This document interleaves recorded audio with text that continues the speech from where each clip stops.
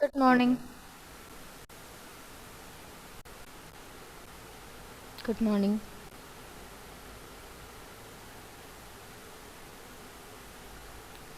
Sorry. Yeah. Now. Good morning. Good Good morning, ma'am. morning, ma'am. Okay. Yes. Please switch on your videos, everyone. Malavika and Eva, please switch on your videos. Okay. So, how was your weekend? It was okay, ma'am. Okay. Amal, how was your weekend? Good. Good. Slept well.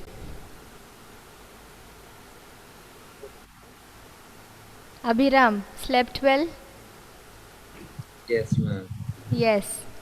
But your face says something else. Rose, please switch on your video.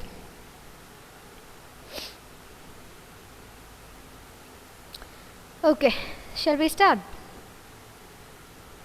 We were studying about the evolution of psychology, otherwise known as, what are those constructs known as? Schools of psychology. Schools of psychology. Okay, the structuralism, functionalism, all those are known as the schools of psychology. Now, which was the first one that we learned, Sanjana?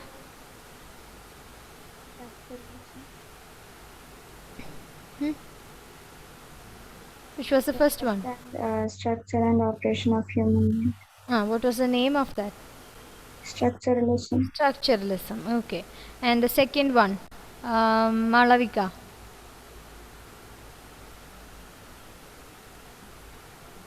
After structuralism,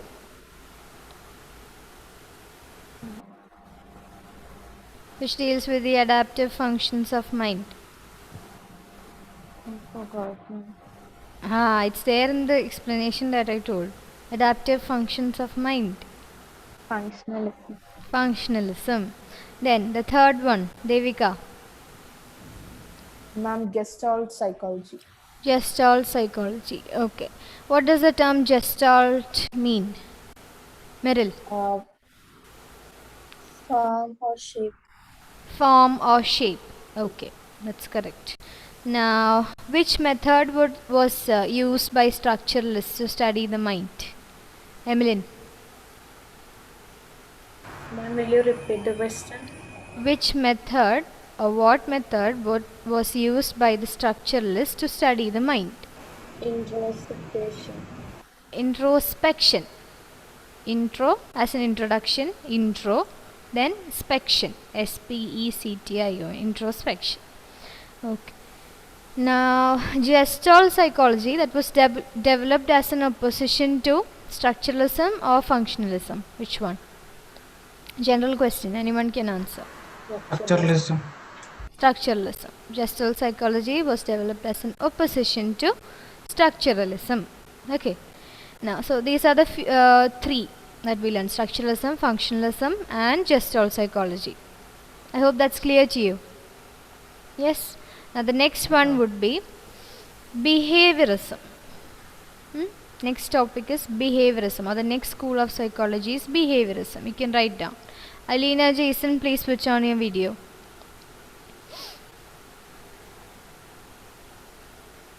If your video is not switched on, I'll have to remove you. So please keep your videos on.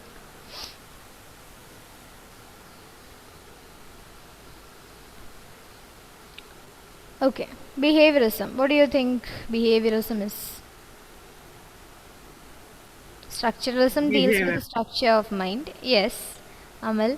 Functionalism deals with the, just a minute. Functionalism deals with the adaptive functions of the mind, or the in a utilitarian sense, we can see that. Now, Gestalt deals, that's a new term that deals with the form or shape. We see things as a whole. What was the tagline?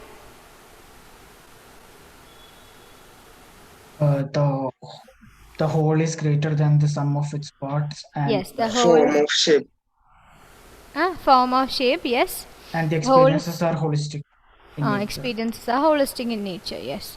So whole is greater or bigger than the sum of its parts. That's the tagline of Gestalt psychologists. Okay. Then, so that deals with form or shape. We saw the example of T, right? The dotted lines and the whole T. Yes. Now, next is the behaviorism. So, what would that be? We have learned about behavior now.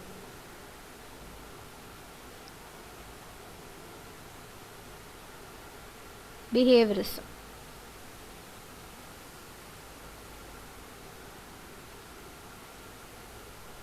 So in each school of psychology, we are seeing how different people viewed psychology. In structuralism, it was about the elements of mind, the units of mind. By studying about the units of mind or the elements of mind or the consciousness, we can study the whole field of psychology. That was structuralist opinion. Now in functionalism, when it came to functionalism, they told that we have to study the functions, how the mind works, or what does the mind do in order to understand the psychology of human mind. Now, when it came to Gestalt psychology, again, it was about the shape or form, the holistic nature of the mind and the functions of mind, or the activities that the mind engage in. So, in relation to that, what would be behaviorism? Psychology that is studied by observing behaviors. Yes, that's correct. Can you build on it? Anyone?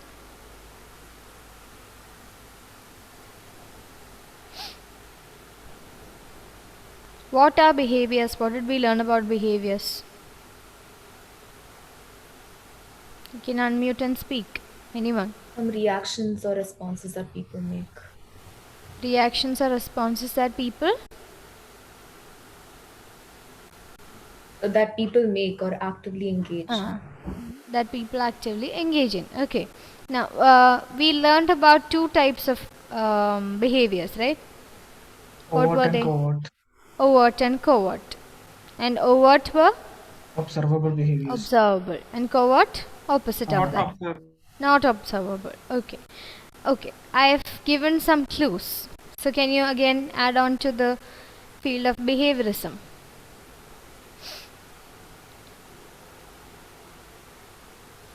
Abhilash told that behaviorism, it would certainly mean the school of psychology that might study the behaviors. Can you add on to that?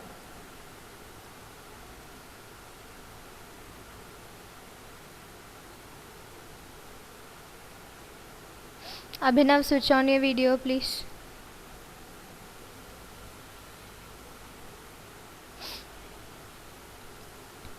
Anything more? No. Okay, let's see. What you said is correct. Let's see more about it. Okay, it is a school of thought that emphasizes objectivity, observable behavioral responses, learning, and environmental determinants. Okay, and main people in the school of psychology is John Watson and B.F. Skinner. John Watson and B.F. Skinner. William James was a proponent of which school of psychology? Functionalism. Functionalism. You have to learn those names, okay? It's in the textbook. William James. And here it is John Watson and B.F. Skinner.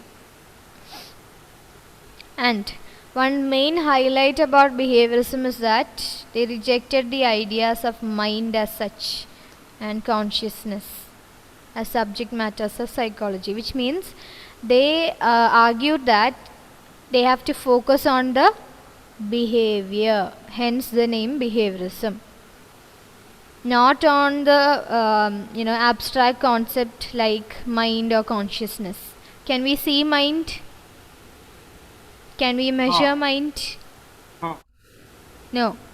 Can we actually locate the mind? No. No. So because of that, the behaviorist said, are you writing? Are you writing? I'll share the screen. Okay, because of that, these behaviorists, they argue that abstract concepts like mind and consciousness, they are not the actual subject matters of psychology, and they shouldn't be. What should be the focus then?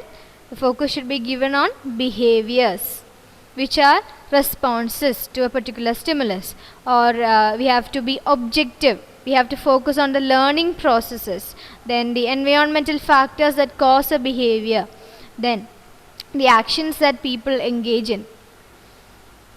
When we study all these factors, then we can learn the psychology as a subject, as a field. That is what behaviorists said. Okay, so because mind is not observable, also because introspection is subjective. When we discussed about structuralism, we discussed this. Introspection is subjective. Why? Why is introspection subjective? Because the researcher can't confirm if the information is getting from the subject is correct or not. Yes, the information getting from the subject is subjective in nature. It's personal to that person who is reporting, isn't it? So introspection was subjective. That is why one reason why behaviorism came up. And another thing is, mind is not observable. So these people believed only in the factors that were observable. Only that's something we can see and observe and study as such. Okay. And John Watson argued that scientific psychology must focus on what is observable and verifiable. What is observable and verifiable. So, do you think behaviorism opposes structuralism? Just think an answer. Do you think behaviorism opposes structuralism? Yes, ma'am. Yes. How many of you think yes?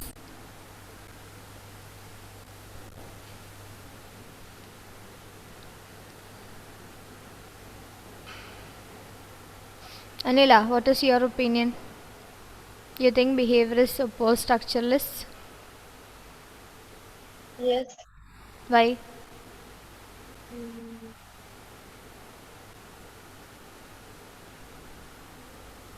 Shreya?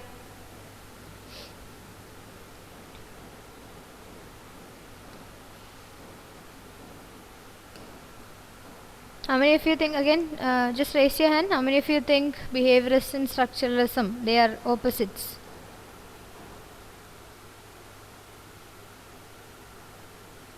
Okay, Devika, do you have a reason to say so? Ma'am, I think because behaviorism opposes that only what can be seen can be said as Not seen, we have to use the term observable. observable. Yeah. So structuralism studies about the mind and its building blocks. So if you cannot see the mind, then how can you? I think it does not.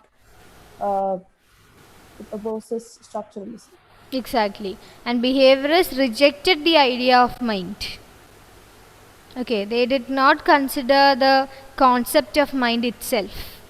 But structuralists, for structuralists, the mind was like a holy part. Okay, the mind and consciousness, that was the main thing that their concepts revolved around. But for behaviorists, anything that you can observe, anything that you can verify, that is what we should learn, and that is how we should understand psychology more, according to behaviorists. Okay, so remember the terms observable, verifiable, then behaviors, learning also. Observable, then verifiable, behavior, learning. These are the key terms in behaviorism. Okay, and we have an entire chapter on learning principles. We learn how to learn, or we learn how we actually learn things. And that process and that field of learning principles comes under behaviorism. So whenever you hear behaviorism, whenever you hear about learning in psychology, you can connect these four words: observable, verifiable, learning, and this, what did I say, behavior. Okay, Now, have you seen, yes, if 3-year-old is sitting next to us, and one adult comes, imagine we are sitting in a park with a few 3-year-old children, and some of the adults comes and sit next to us. They start smoking. They take a cigarette out of their pocket and they start smoking. Then when we reach home with these kids, suppose they are our cousins, imagine they are our cousins, and when we reach home and one of the kid found one cigarette lying on the floor. If you are that kid, what would you do?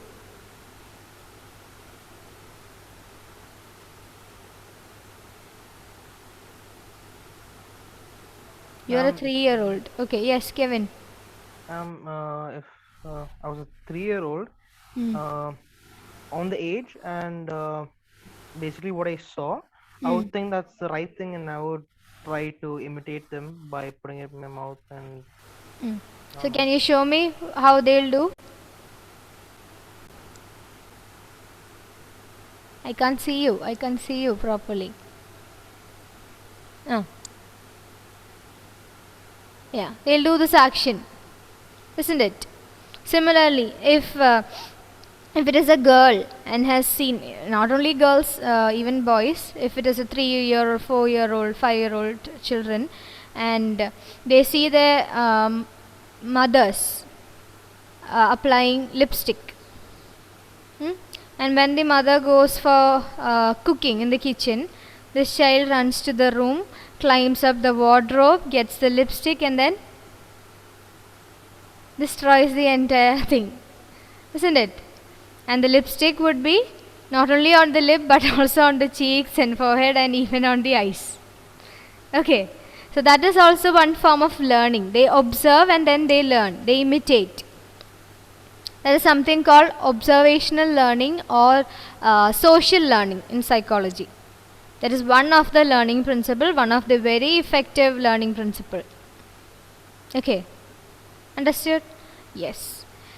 Then we'll see the rest of it. So all these comes under behaviorism. I just gave you an example of what all things comes under behaviorism. Okay, so remember, anything that is observable and verifiable comes under behaviorism. That and behaviorists argue that anything that is again verifiable and observable, we can only study that under psychology, because mind and the consciousness, all these are not observable. We cannot see them. So we cannot, can we actually argue that mind is actually there with common men?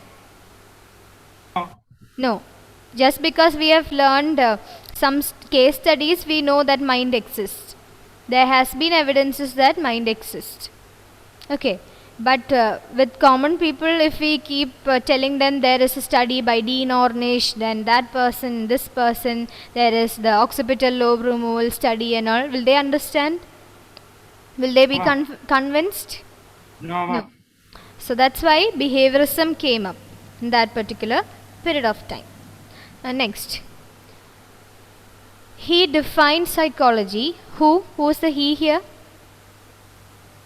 John Watson. John Watson. The name is here. John Watson and B.F. Skinner. Both of them are important personalities in behaviorism. Then, he defined psychology as a study of behavior or responses to stimuli which can be measured and studied objectively. And people who follow this school of psychology are known as behaviorists. That's a simple name, no? Structuralists, functionalists, then Gestalt psychologists and behaviorists. And here, what is given here? He defined psychology as a study of behavior or responses to stimuli which can be measured and studied objectively. So, I told you there are a few keywords. You can add this one also, objectivity. So, the keywords would be behavior,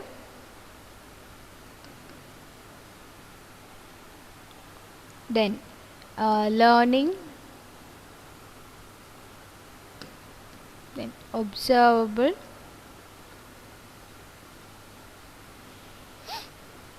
verifiable,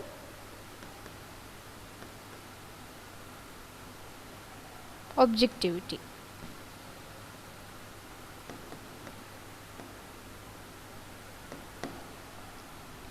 Okay. So behavior, it's considered as a response to a stimulus. When a stimulus comes, then the mental processes are of course involved according to us, but behaviorists say that when the stimulus arrives, that leads to a response in the person. This is the outcome. Okay.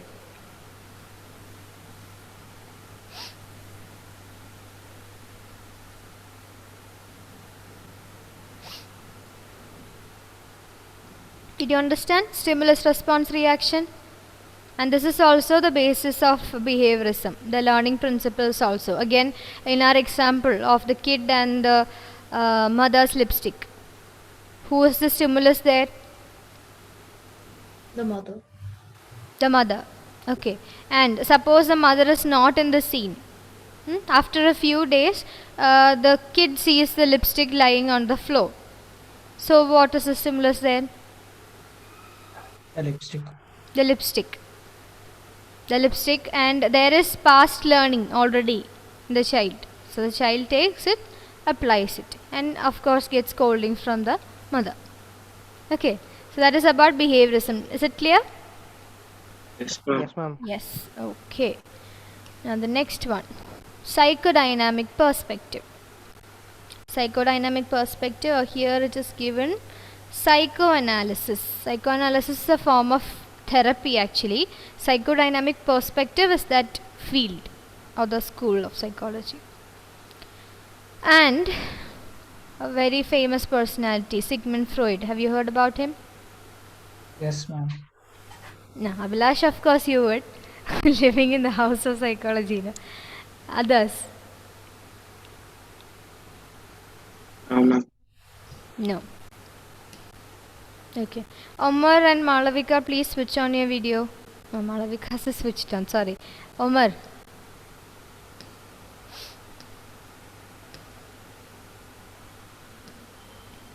Okay. Abhilash, would you like to share with us what you have heard of him?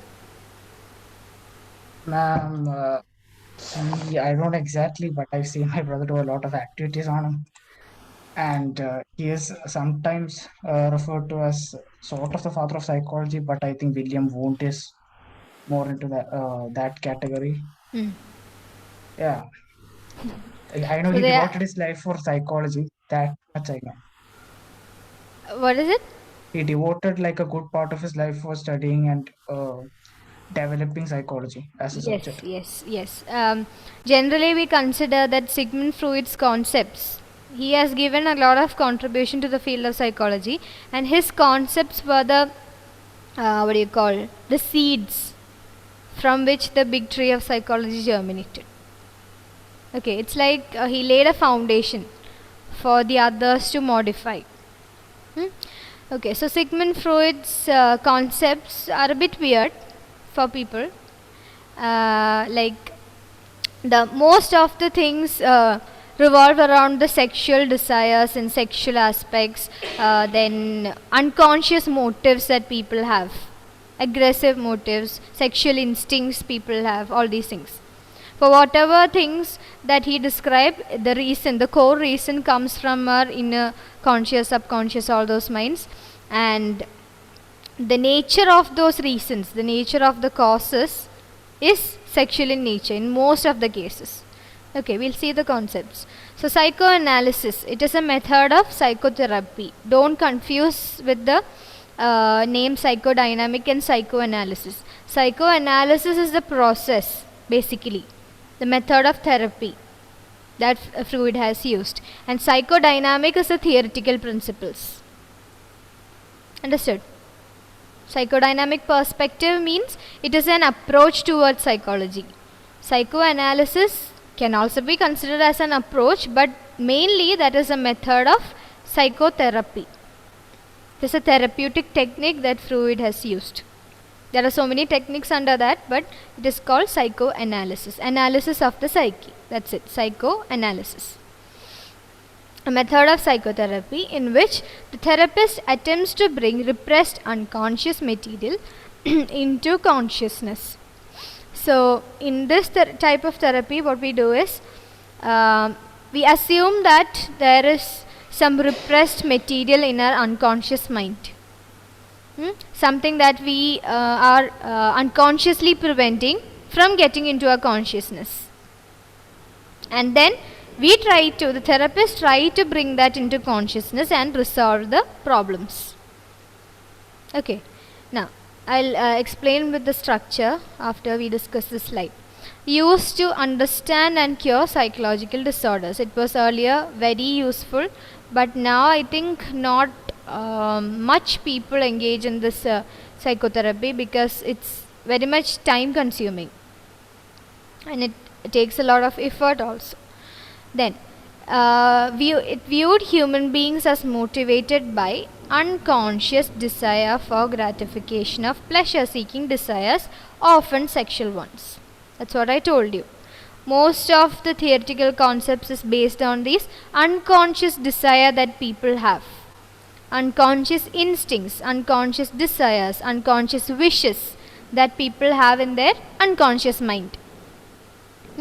And Freud argued that most of them are sexual in nature.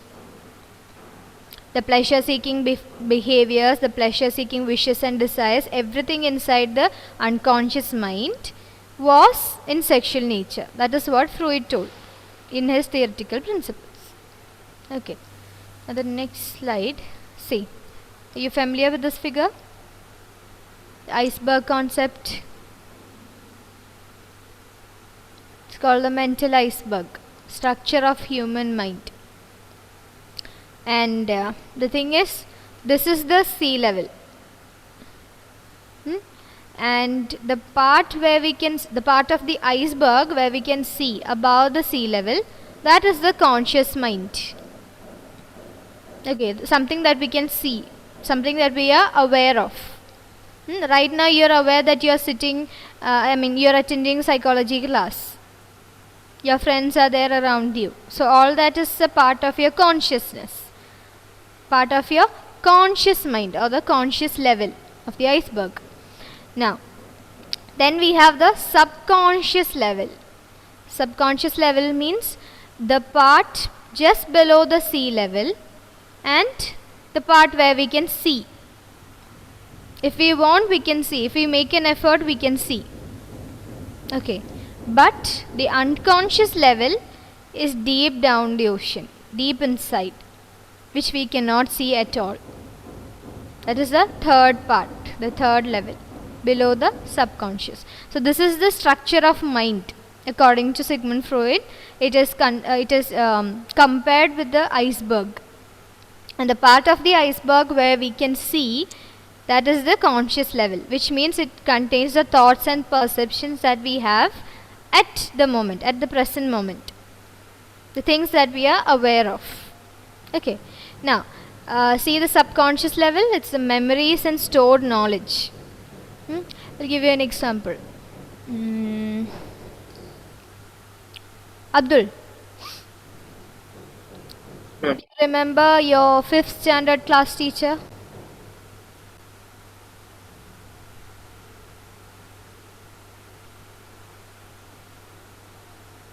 Ma'am, yes ma'am. Yes. What was her name?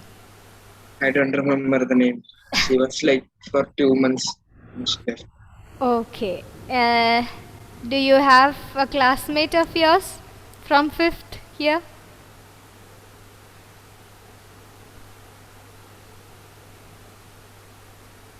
No ma'am. No. Abhinav Menon. Abhinav.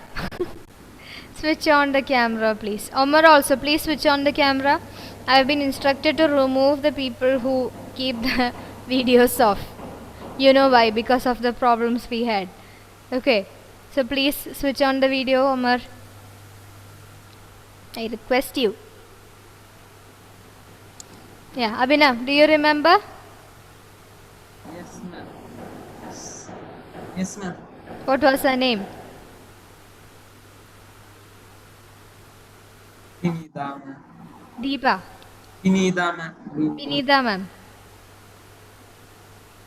Yes, Some, Abdul? ma'am. Only some.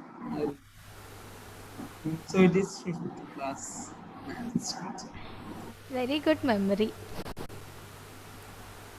Ma'am, I don't know. Like 3-4 years she taught me. I don't know. She taught me. Taught me. Nice. Then,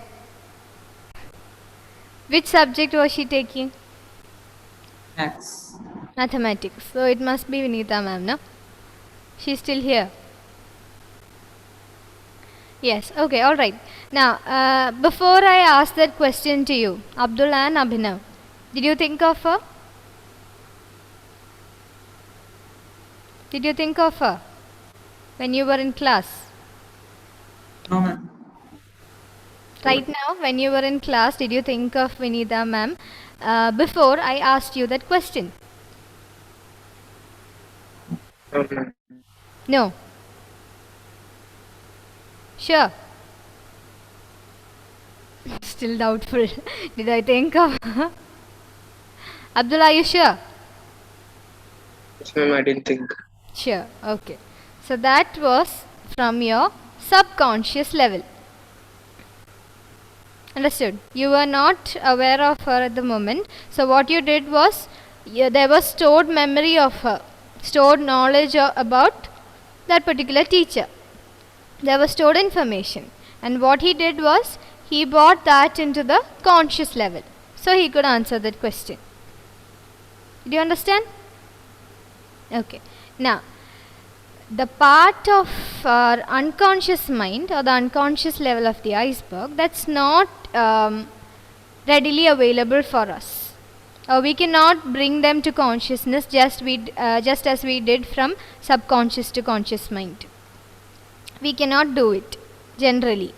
But we can use psychotherapy, psychoanalysis as such to bring all these things to consciousness. Okay?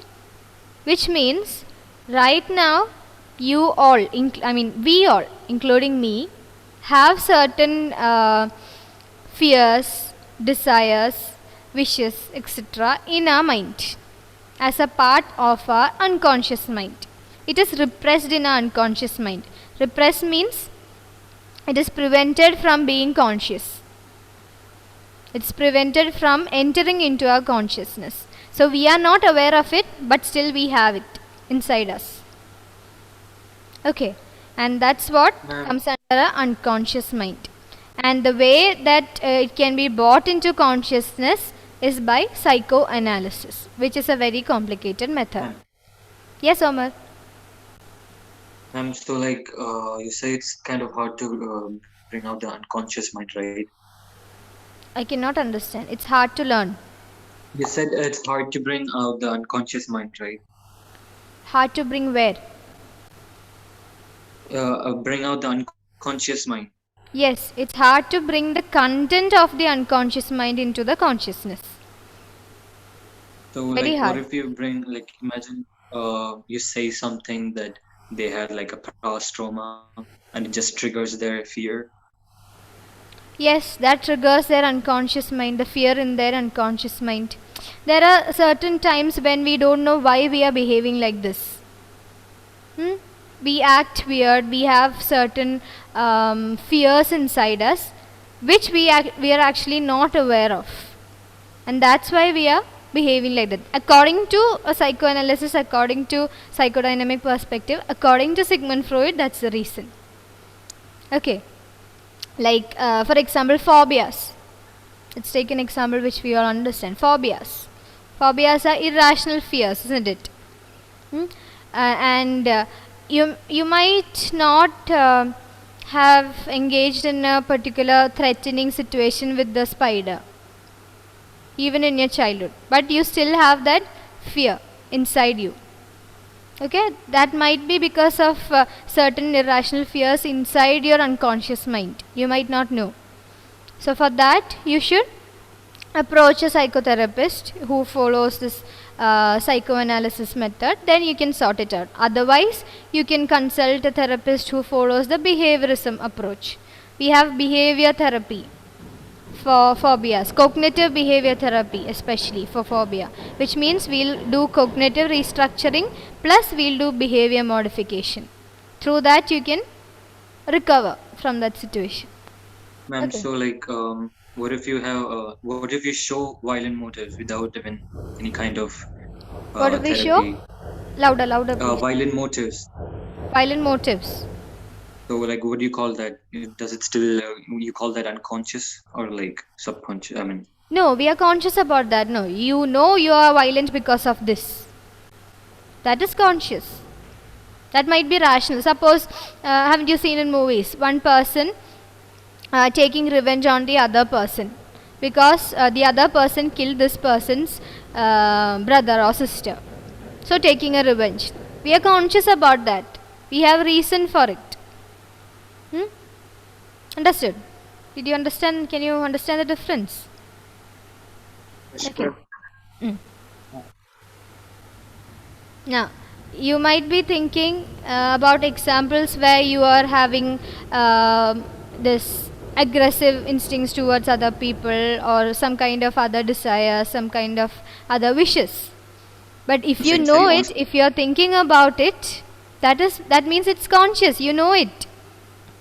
That is in your consciousness. You are aware of it.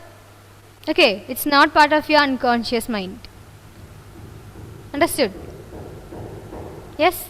Complicated, no? Okay. So that is about psychodynamic perspective. Did you understand this structure? Iceberg? The top part where you can see, that's the conscious level. The part just below the sea level and the part where we can see something of the iceberg, the part where we can see, that is the subconscious level from which you can bring into conscious level. And the last one is unconscious one. See, it has fears, violent motives, unacceptable sexual desires, irrational wishes, immoral urges, shameful experiences, selfish needs, everything.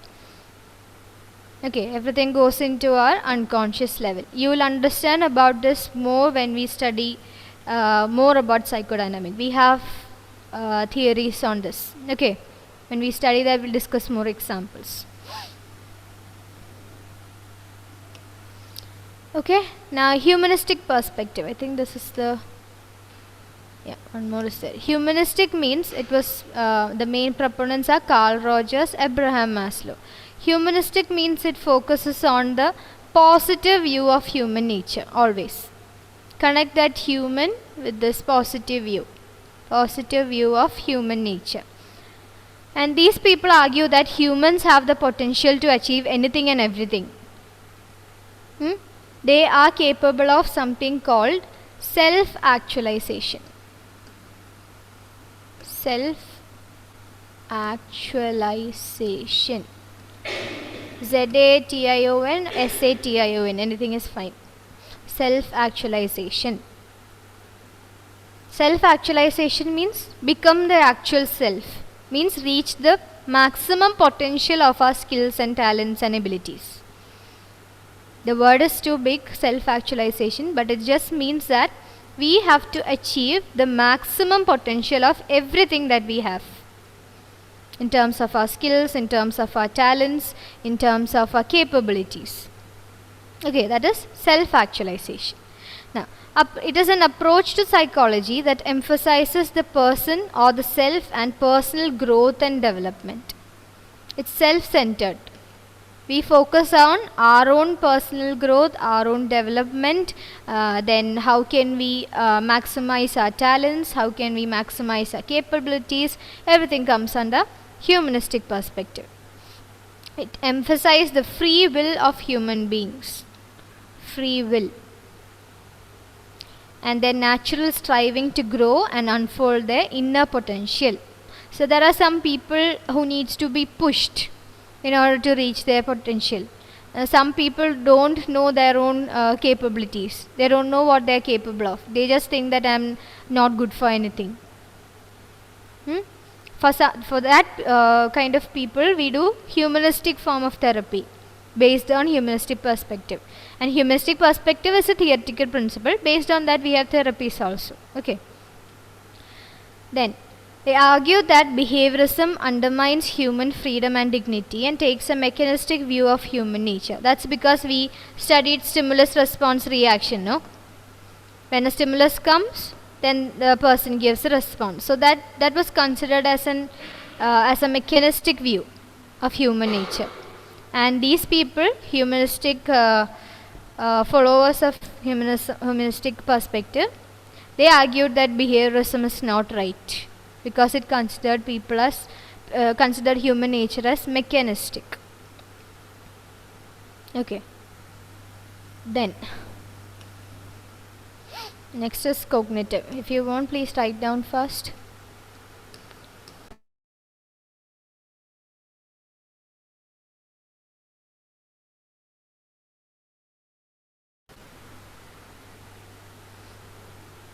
Okay.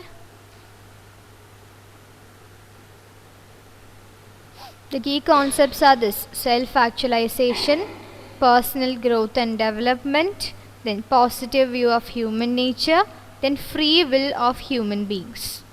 Free will means we have a free will, we have freedom to choose what we want. We can choose to be the best. We can choose to maximize our potentials. If you can sing well, you can become the best. You can make the best out of it. If you can dance, then the same with it. Okay. That is humanistic perspective. Mainly gives a positive view of human nature. That's humanistic perspective. And it's not like psychodynamic perspective. Psychodynamic perspective views humans as very bad, with all the negative elements, negative instincts of people. Okay. Humanistic is just the opposite. Consider humans as positive. Now next one, the last one is cognitive perspective, and it's a recent one. Cognitive perspective, it has the combined aspects of Gestalt psychology and structuralism, and one important person who contributed to this field is Ulrich Neisser. Generally this concerns with this part, the process of knowing things, understanding, perceiving, memorizing, problem solving, decision making, then the general thinking. All these comes under the cognitive perspective. So cognition means knowing something. Any aspect of your mental life, of your mental process, that comes under cognition. Then information processing model, that is one important concept in this field.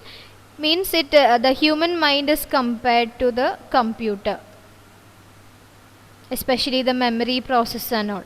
We can store memory in our memory systems in our mind, isn't it? Just like that, the computer also stores information. It has the RAM and ROM and everything. That's also like the storage of information in our memory system. Generally deals with all these processes: thinking, understanding. These are examples of cognitive processes. That's all. Moving a bit fast because only one more minute, only one more slide to complete. This one. Modern cognitive psychology views human beings as actively constructing their minds through the exploration into the physical and social world. Okay, actively constructing their minds. Constructivism, people construct their own understanding and knowledge of the world through experiencing things and reflecting on those experiences. I'll give you an example.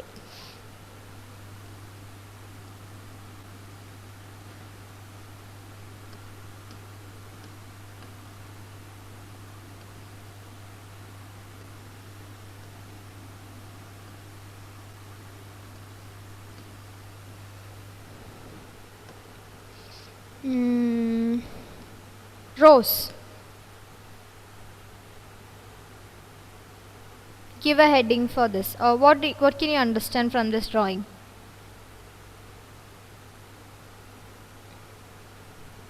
Modern art, no?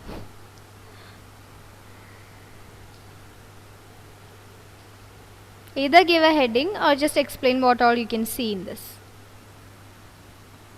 Please make it fast. I don't know. Anything. This is the 10 marks question of your 12th standard examination. So you'll have to attempt, no? Anything. If you attempt, you will get at least 2 or 3 marks. It's a win-win. First as like a bird looking. Yeah, that's enough. Bird. Alina Varghese. What do you see?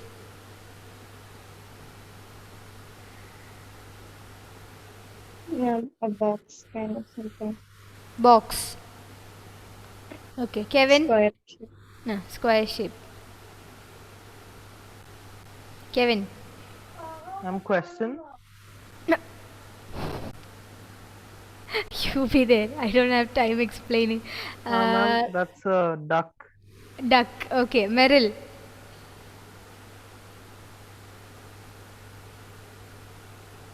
A bird in a square. Sanam. Bird only. Bird only. Abdul Hasif.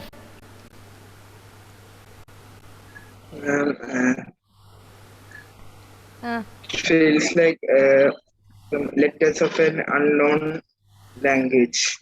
Oh, yeah. Okay. Script. Then Sandra. And I see shapes and numbers. Numbers. Okay. Now, did I tell you that this is a bird, this is a number, this is a shape, this is a box and everything? No, right? No, I didn't speak anything about this. I just told it might be an abstract drawing or modern art. I didn't mean anything when I drew something. I just scribbled on the board. But you actively constructed on your knowledge of something, isn't it? Without me giving any instruction, you actively constructed your understanding of this, of whatever I drew on the board. Yes or no? That is constructivism, basically. Understood? Clear? Yes, ma'am. You actively construct an understanding of the stimulus in front of you or whatever material that is in front of you. That is constructivism. And that is the basis of cognitive perspective. Okay, we think, we know, even now, we perceived something, isn't it? We understood something, we solved a problem. Because your teacher asked you a question, you had to solve that problem. Then you already knew something. The process of knowing, you had some knowledge. You know how a duck looks like, you know how a box looks like, you know how the numbers are. See, you can figure out that this is a 6. Like that. Okay. That's constructivism. Is that clear? Okay, I've taken 4 minutes extra. So shall we wind up? Yes, ma'am. Okay, Yes, after ma'am. the chapter, I'll send you the notes to the class group. Or do you want it now? Yes, ma'am. You want it. Okay, I'll send the portion till now to the group. Okay. Fine then, thank you. Thank Thank you, you, ma'am. ma'am. Thank you, ma'am.